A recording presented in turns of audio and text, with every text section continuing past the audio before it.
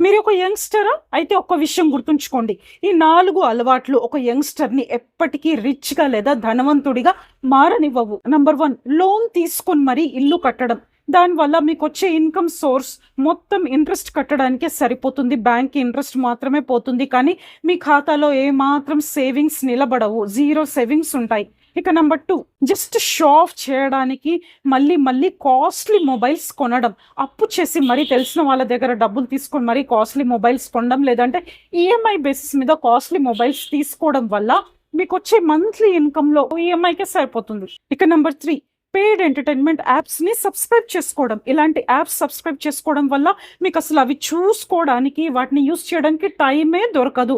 Busy life schedule ఉంటుంది. కానీ monthly మీ అమౌంట్‌లోంచి ఆ సబ్స్క్రిప్షన్స్‌కి ఆటో డెబిట్ మాత్రం జరుగుతుంది. ఇక నంబర్ 4 కాస్ట్‌లీ కార్ తీసుకొని దానికి మంత్లీ ఈఎంఐ పే చేయడం. దానికి బదులు అదే అమౌంట్ మీరు దేంట్లో అయినా ఇన్వెస్ట్ చేస్తే కొద్ది సంవత్సరాలు గడిచిన తర్వాత అది మీకు ప్రాఫిట్ రూపంలో మళ్ళీ మీకు తిరిగి మీ చేతికే వస్తుంది. ఒక్క విషయం గుర్తుంచుకోండి. షో పుటప్ చేయడం వల్ల చిప్పకుడు తప్ప ఏది మిగలదు.